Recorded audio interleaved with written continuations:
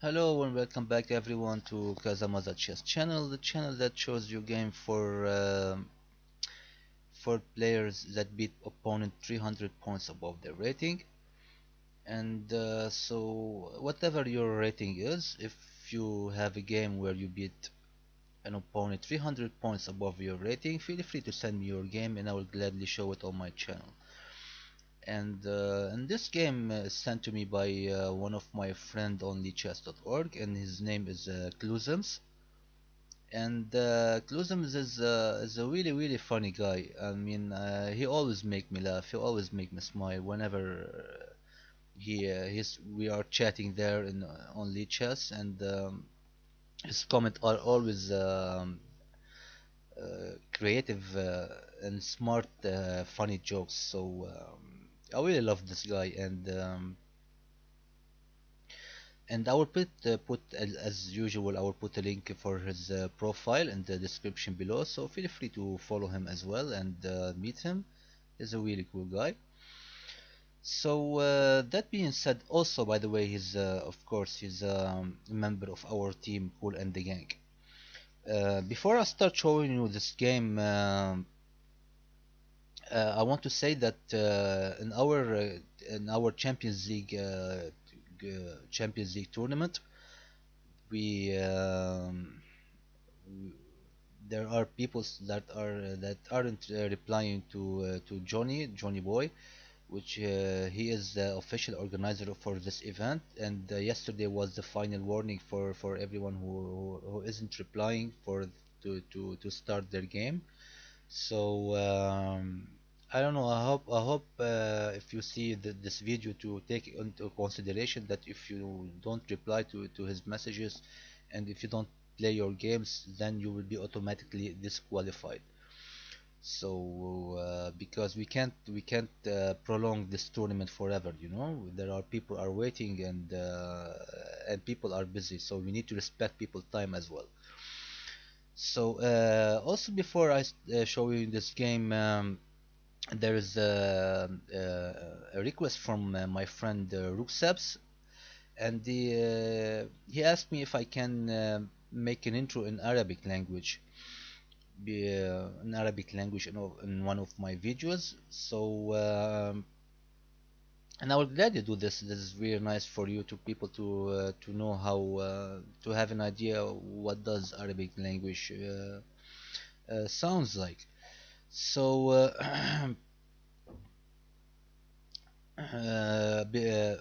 there is two types of Arabic. There is the old and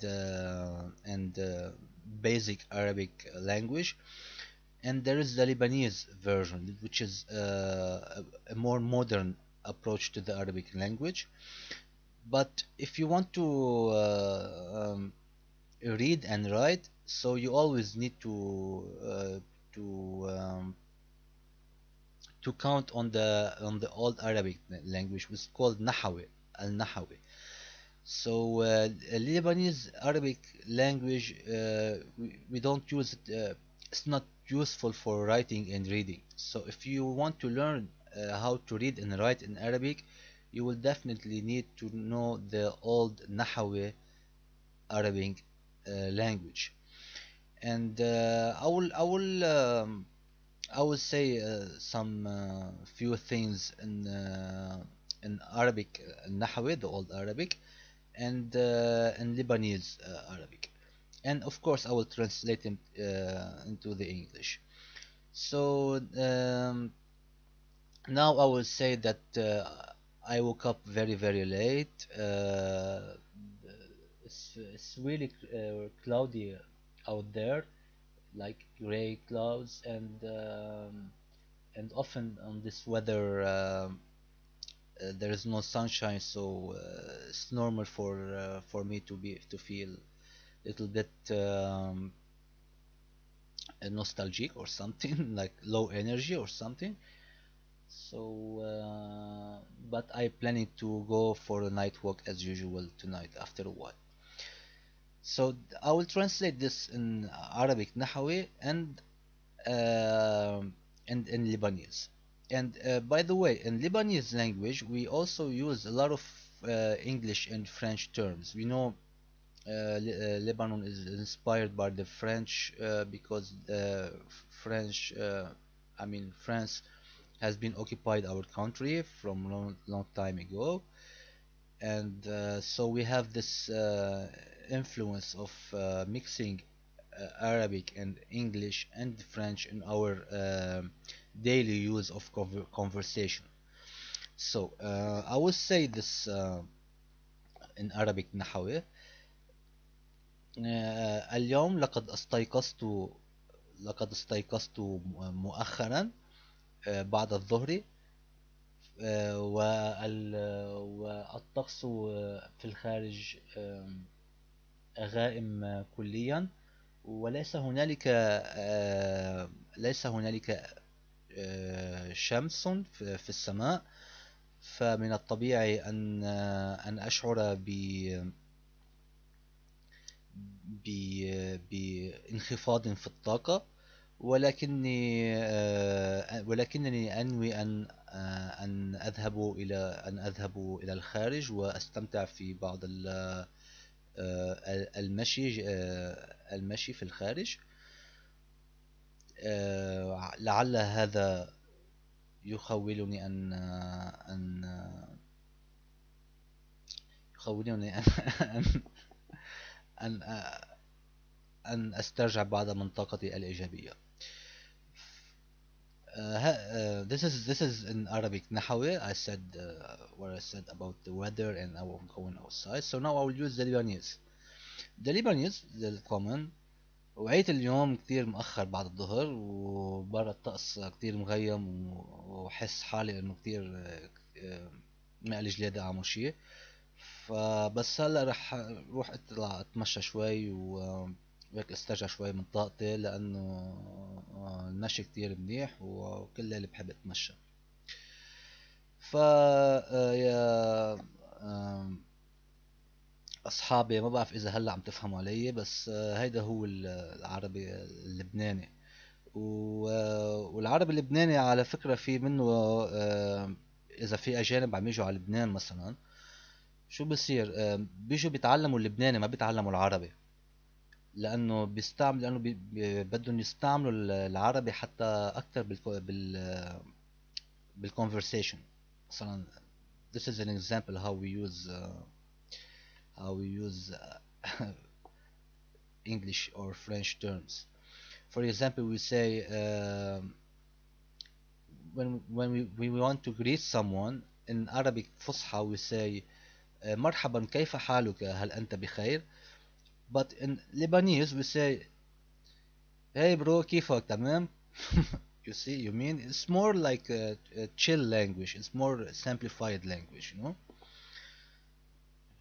شو في ما في، شو عامل، كله رواق، وينك اليوم.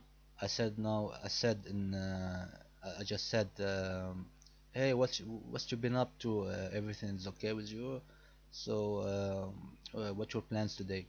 But if I want to say this in Arabic النحوي or فصحى, we say مرحبا كيف حالك اليوم. هل هنالك من أعمال، ماذا لديك اليوم. You see there is it's very heavy to have a conversation in Arabic نحوي, while Lebanese is really like chill, very chill, and straight to the point, no something up. So anyway, I hope this gave you just a little bit of information how about the difference between the two Arabics. And now let's dive straight into the game. So in this game, my friend Clousems playing with white, and he opened with c4. So we have the English opening on the board. And by the way, his opponent around 2200, 20,000, and Clousems rating around 1500, and this is a rapid game. So he opened with the c4, this is the English, and his opponent play c6, and this is a Caro-Kann defense. So usually you use the Caro-Kann defense against e4. Let's say, for example, here uh, white plays e4, so we have c6, uh, try to challenge the center, and then after whatever play what white plays, then you have this break in the center by the d5. And Caro-Kann is a very solid approach, and for black, and it's not like the modern variation for black to while you use your minor pieces to counter attack the center of white center. But in the Caro-Kann, this is an old classical approach for chess against e4, where you use your pawns actually by breaking the center from c6, and then later d5, and from there you can have the exchange variation, or you can push forward the advanced variation of the Caro-Kann. But also you can play the Caro-Kann against d4, or in this case against c6, but it's not very popular or recommended. So we have the Caro-Kann defense c6, and we have knight to f3. So normal developing move. Of course, here try to immediately preventing black from playing this d5, to control this d5 square. So here black instead played d6, and this is a very really passive approach from black. And we most sometimes, I mean, when we play like when high rated players like 2000 and they playing like to 1500, they usually like underestimate those low rated players, and they play recklessly. So or they are trying to try different things or whatever. And and sometimes when they do this, they get crushed, like you will see in this game. So we have d4, and knight to d7, and of course this d7 trying to control those dark squares here. But d4 already, this is very powerful move to try to control this knight. So for now, this knight is really out of the game, unless black try to undermine him by playing maybe e5.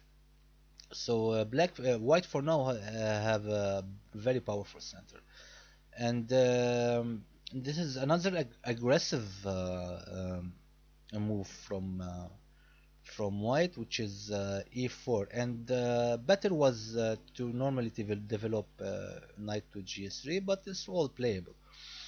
And here black play h6, and I don't really understand this move. This is really really passive from black. Instead, he should immediately goes for e5 to try to release some of the pressure in the center for white. But he instead play h6, and okay, so we have g3. White want to flank to his bishop here, so it's kind of the King's Indian attack approach. But in the King Indians, you don't see this e4 so often on the board. So it's a mixed opening here from white, and black played g5. So he immediately goes for the pawn storm on the king side, and white continue normally flank to his bishop, continue developing. We have bishop to g7. Black also develop his bishop, and we have knight to e2. And this is a really good move, because now you are controlling this f4 square, and of course you can before you can try to push h4, but you will kind of weaken your king side a bit. I mean, you can play it, but it's an engine move, and if you are you don't have to play it, because then your king will be hard to castle or something. So so Personally, I prefer this approach from white, not to play h4, but instead go for this knight to e2 and attacking controlling this f4 square. So we have knight to f8, and the knight can. The idea, of course, the knight to come to g6, and from there he will have more pressure on the f4 square. So white castles. Uh, of course, the knight can go either to g6 or to e6, but I prefer to go to g6 because here is white can easily push the knight back to with d5, and when the knight goes, for example, to c5, then your idea of having to try to control this f4 square is really out of reach, because now your knight is not there to control it, you know. So so yeah, this knight to e6 is definitely not a good move. White plays b3, strangling this c4 pawn. We have knight to f6, developing his knight. Better was for black to try to maybe break down this with f6, but now you can't do it because your pawn is stuck behind your knight. So and here white played bishop to c to e3, and I don't like this move actually, because this knight here can jump to g4 and attacking this bishop. And if you take with the pawn, and you gotta take into consideration that black already still have this dark square bishop, and when you weaken your side, that means the bishop can have more control on the dark squares. And that's what happened. Knight goes to g4, attacking the bishop, but here actually white lost the advantage here. Before this move, white has plus 1.4 advantage, and he should have retreated his bishop, not allowing the knight to capture the bishop. But here he play h3, and black captured the bishop, and this is a bad move from white. So white captures back, and I mean, okay, you have a semi-open file on the king side, but maybe enough compensation, but positional wise it's not very good. Alright, so here we have queen to c7, we have rook to f2, bishop to d7.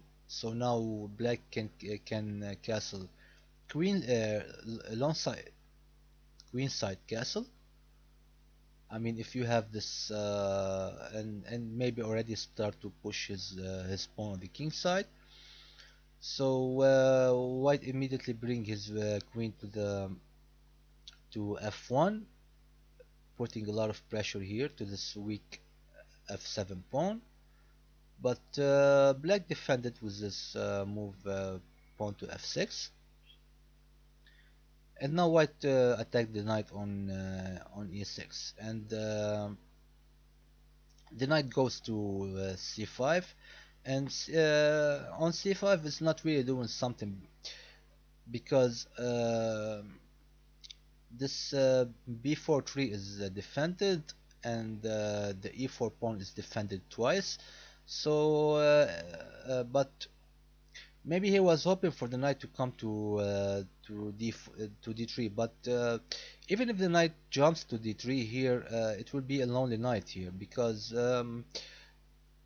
okay, attacking the rook, but the rook can always find the square to be safe. So, and the knight will be the only attacker here on this d3 square, so it won't be that much dangerous, you know. So here white captures first, attacking the bishop, Black captures back with the pawn. I have knight to d4, and and this knight to d4 actually come with the purpose of now the queen can guard this d3 square. So the knight has no future anymore to do anything here. So and here this is a really like stupid blunder from his opponent. Like he jumped to d3 and he told it's like giving him a free knight. So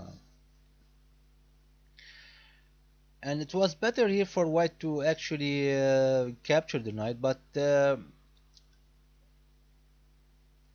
he instead played knight to f5, trying to attack this bishop here on g7, the undefended bishop.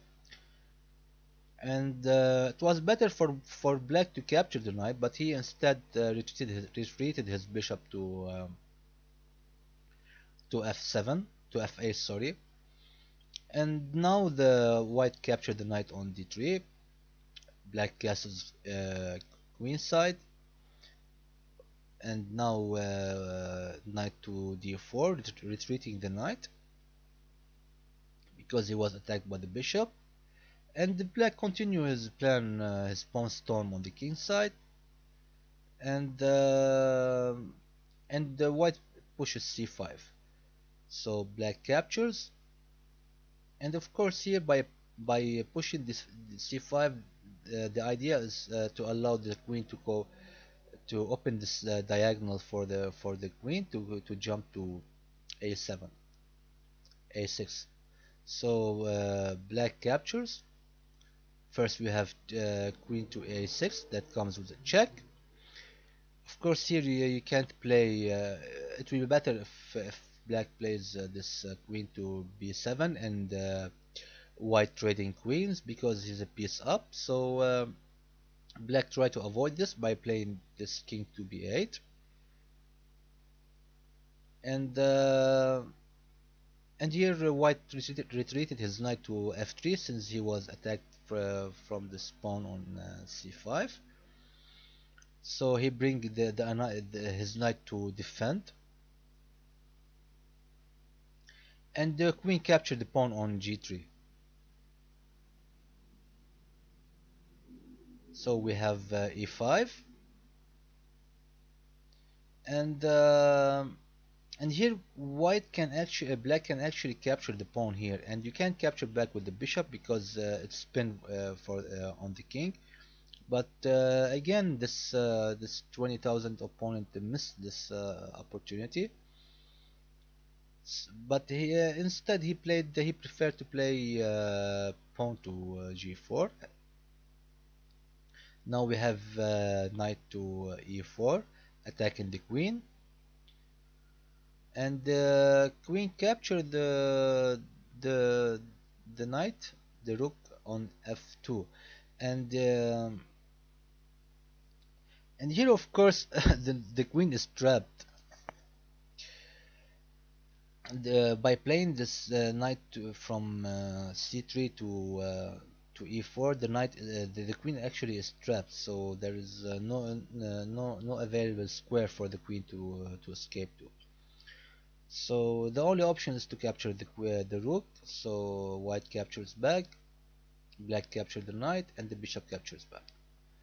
And black captured the pawn on e5. The knight captured the pawn on c5. Bishop to c8, attacking the queen. Queen captured the pawn on c6. Bishop to h6, putting some pressure here on this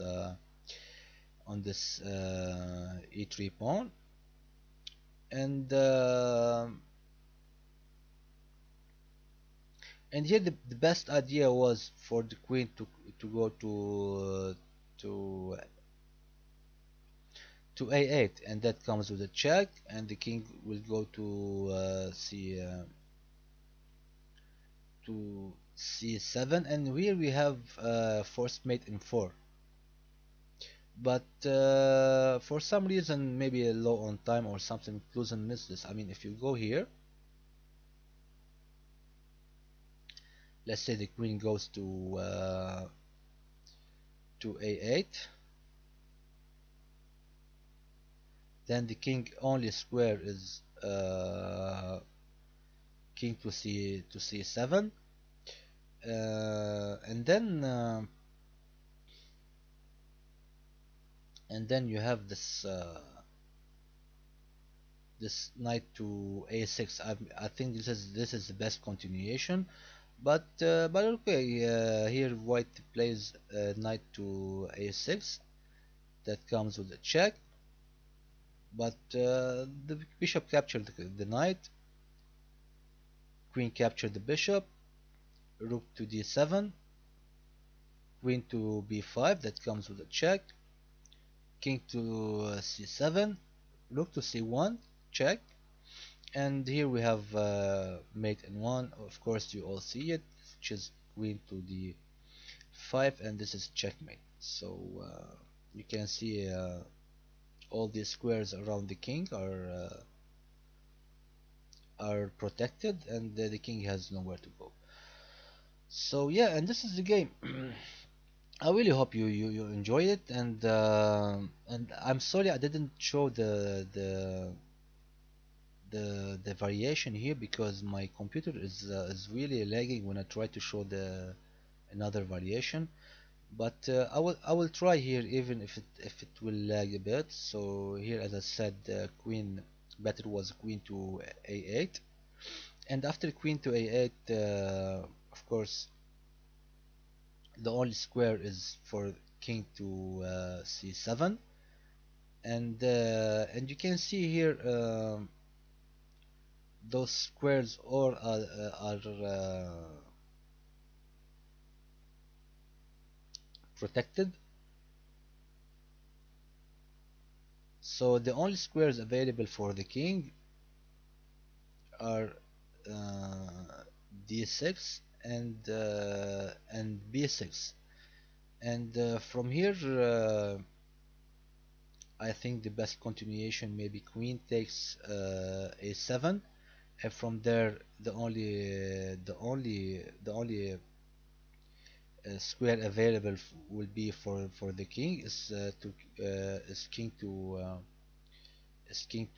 g to d6, and from here the rook can come to rook d1, and that will be a checkmate because there will be this square is these squares are protected from the bishop here, so the bishop is controlling these squares, and the knight is controlling the square, and the rook will come here to control the square, and the queen will come here to control the square, to control these squares. So yeah, that was the best continuation for white, and you will have checkmate in 4. So again, the queen comes here, that comes with a check, the king comes to c7, the only square, then the queen will capture the pawn here, so the only available square for the king is actually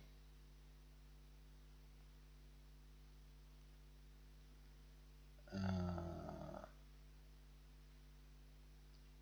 d6, and the rook will come to d1, and if the king captures here, then sorry, then it will be a checkmate because the queen will be here on a7 protecting this knight, so that will be a checkmate. But anyway, here Clousems chose a different approach. After captures, and of course this is checkmate.